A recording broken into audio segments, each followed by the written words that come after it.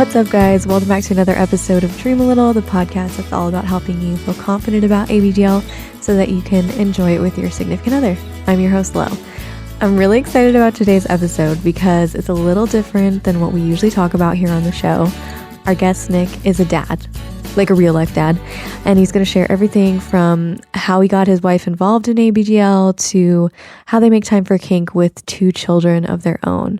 So if you have kids or you eventually want to have kids, I think you're going to really find this episode interesting.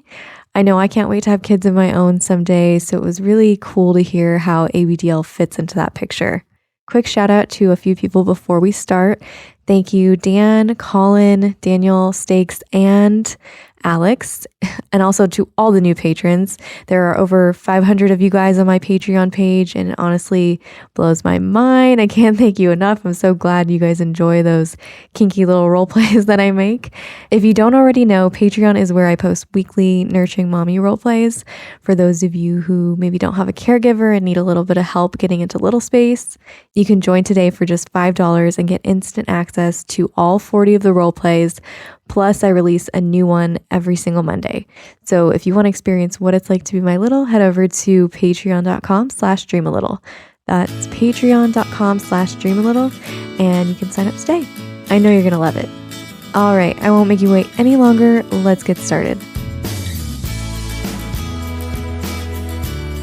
What's up, Nick? How's it going? Going pretty well here. How about yourself? Oh, hanging in there. You know, it's a little strange lately, but things are going well.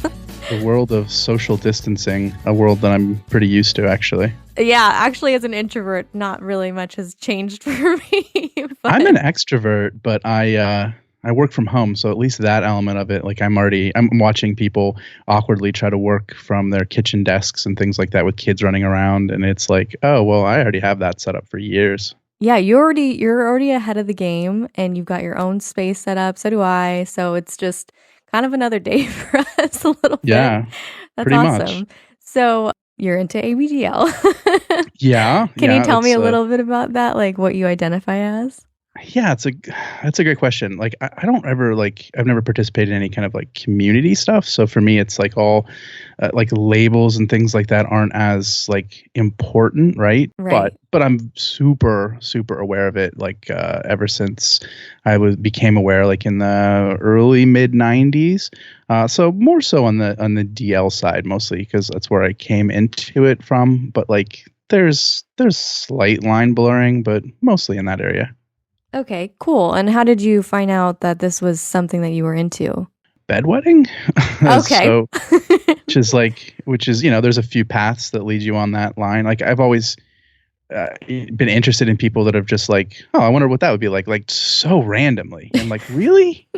Like mine was like not an option. And then it was just like, well, let's make lemonade or the closest equivalent, you know, and just being like curious about the situation I was in, I guess, and like going from a position of like this, you know, like pouty, being angry about it to like gradual acceptance, and then you know the positive spin coinciding like right on like around puberty.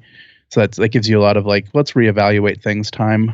So yeah, I think that was my portal in, and then the internet was just like so much gasoline on a fire. You know, right. Like, oh, this is a thing. It's not just a thing, you know, like that I came up with. It's disappointing in some ways to like be like, oh, I thought I was, you know, pretty creative, but it turns out this is like a absolute like path that like it you start on it and you're like, man, this everything else that came from it was like super inevitable looking backwards.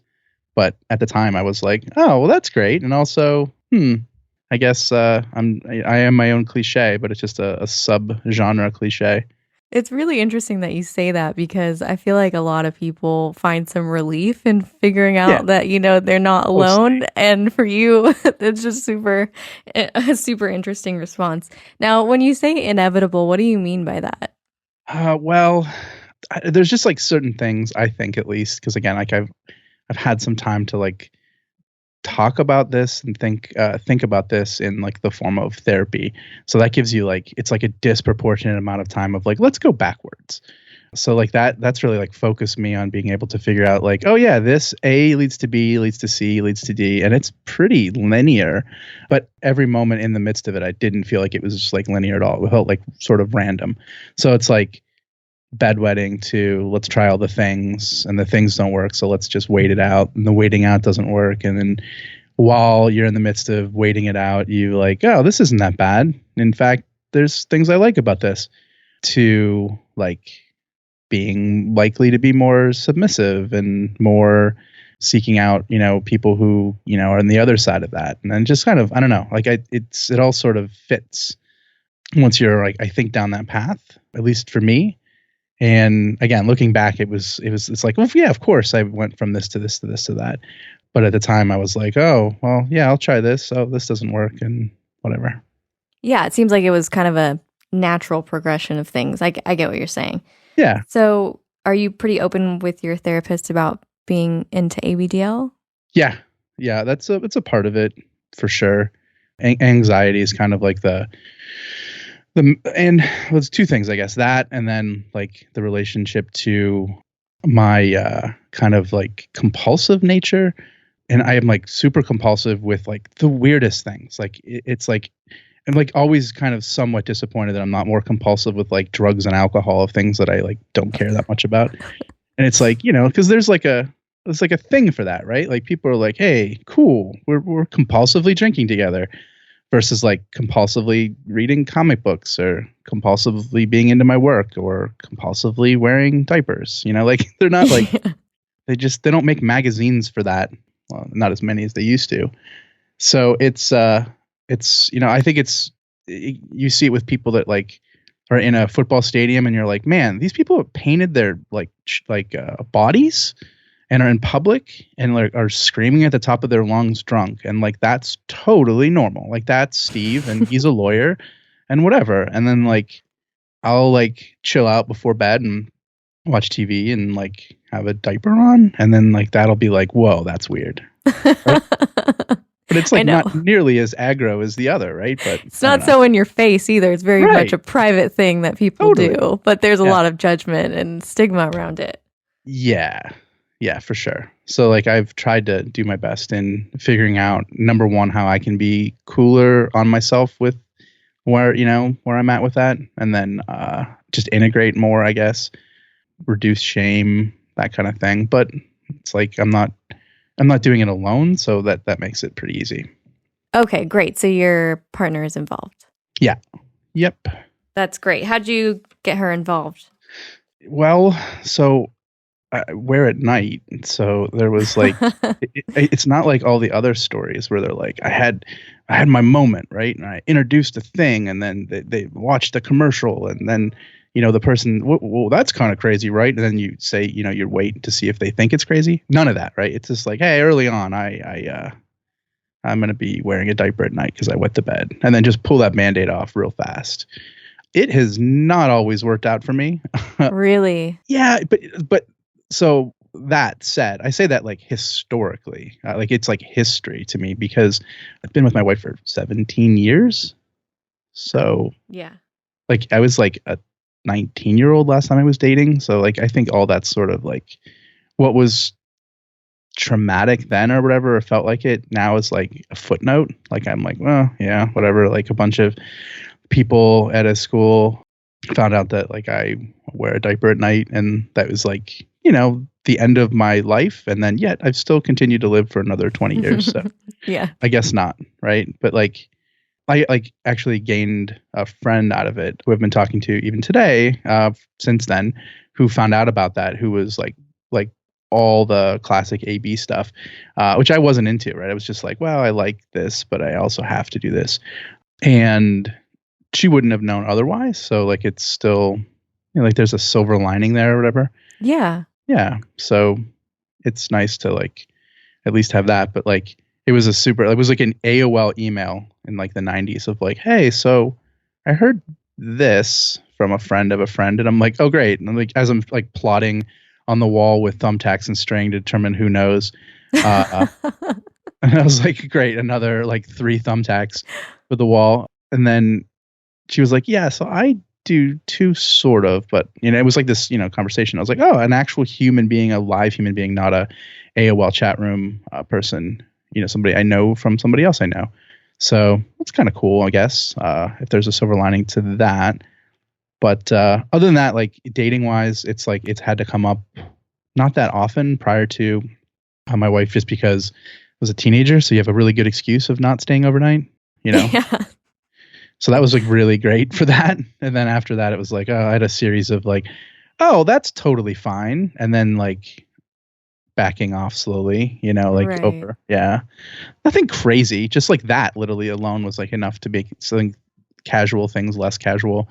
But this was just like, oh, that's fine. Everyone has their, things, whatever. And I'm like, great. And then over time, it was, like, well, I think I'm going to wear earlier at night than I need to. And then, introducing the fact that like I, like used it for coping mechanism and stuff. And it was just a little bit more linear and obvious when I was already, it was already introduced. Yeah. Okay. That makes sense. So your wife knew about the bedwetting part and the fact that you needed them early on. Yep. So when did you disclose that you actually enjoyed it and you wanted to maybe take it further and wear when it wasn't nighttime? Yeah. Not, I want to say like within 6 to 7 months. Oh, wow. Okay. That's pretty Yeah. good. What was her reaction? I did it like incrementally, it was just like earlier and earlier. And then there was like this would really be good for my nerves or anxiety or whatever, because I feel like really comforted by it. And it was like, oh, okay, great. Well then, yeah, wear while you're working or something. Great. And then there was like, I think drinking involved, where I started disclosing like more fantasy related stuff where I'm like, I like embarrassment and like being told what to do. Okay. And then there was like, oh, well, then I guess I understand what you like about me. And I'm like, yeah, that's in the mix for sure. It's in the mix. Like I'm like a hard type B, not a planner. Definitely. If I can identify there's any chief in the room, then I'm like, oh, I'm whatever you want. Let's do that. Go with the flow. Yeah, very much so. So there was like a lot of like, I don't know. It was like over so much time, I guess. But like ultimately there was like a period of time where it was like we did a lot more scene style role playing stuff, but like nothing like super, I don't know. Like I'm always like, see, my only other window into this always is like porn. And I'm always looking at that going like, really? Like that seems like so much, like so much work. And I'm like, wait, someone's in charge and they're dominant and like they're not wearing sweatpants. Like that seems like they're not in charge anymore. Like, who, right? It's not realistic. Yeah, it's not realistic at all. Like that's not my view of it at all. Like it seems like you're doing a lot for the other person. In fact, like it's almost flipped. So yeah, I don't know. Like I just had this like kind of more like casual relationship with like subdom, and it's been very like integrated and like very like not necessarily need like the necessity to like explicitly define it, because it's been gradual and it's been over a long period of time, and it's like also not like necessarily like the only thing. Like it's there. I mean, it's for sure there, but like it's not the driving force of everything. Like we have 2 kids, right? Like that's like, like I see these, a lot of like, again, like what people exude out there into the world, mostly for content and whatever. And it's like, yeah, it seems hot, but like, it's not sustainable, like it's not realistic to be doing that 24/7 and living that kind of lifestyle. No, it doesn't seem fulfilling to me either. Like I like a holistic lifestyle that is like that engages all the different parts of you and not just like makes you one thing, right? Like yeah.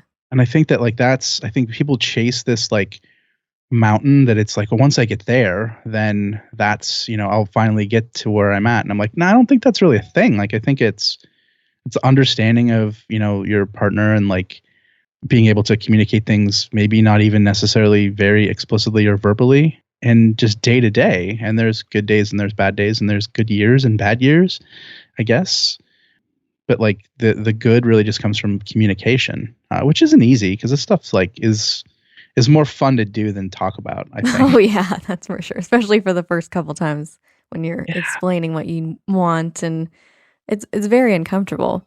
But I'm really curious to know, with a couple kids, how does that affect, your I mean, I know your private time is obviously affected whenever you have kids, whether you're kinky or not, but We have a lock on our door. That's super important. Like that, yes. they can't be underlined enough. As soon as there's like not a crib, like you test that lock. I mean, the lock, the doorknob on my son's door is flipped the other way, so I can I can make sure that everyone stays in their room if I wanted to. But I think we only do that for Christmas. But That's smart. I like it. yeah, yeah, but it's there and it's done like that on purpose. So yeah, I don't know. I mean, you pick your times for sure. I mean, there's more like, I mean, your vacations are a little bit more, I think, around that. Like scene kind of like fun stuff.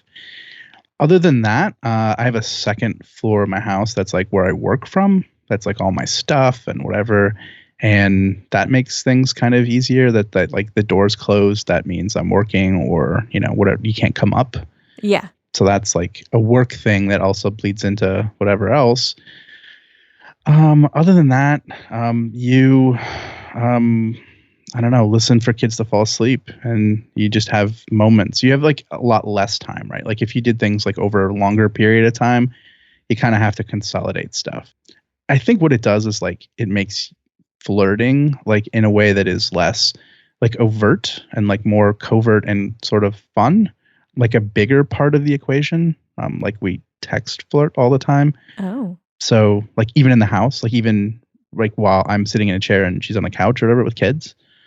So like that kind of, is more you can do. Like it's just a lot of like working around it, but like I think it makes it a little bit more like passionate, I guess, because there's more waiting involved and it has to be like almost scheduled, I guess. Yeah. Okay. That makes sense. I like that. I like that outlook on it a lot. Yeah. It's high energy for sure. Yeah. It More sounds so, I like it think. makes it a little bit more special because it It's not doesn't happen casual. so often. Yeah. It does. Like we do something every day. Okay. So it's Which a my priority therapist to is do always like, something a day. really? Like kind of like surprised, like, why are you calling me then? And I'm like, well, no, I'm like, no, like I'm everything's not perfect, but like that one metric seemingly is like so different than I guess a lot of people. But on the other hand, I could imagine, I guess I should say people who are married and have kids, like that's like, this whole thing. But I think it's more of like, I don't know. I love a good delayed, anything really.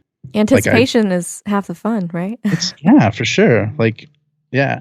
Edging is like the best. There's so many things that all are sort of in that same mindset.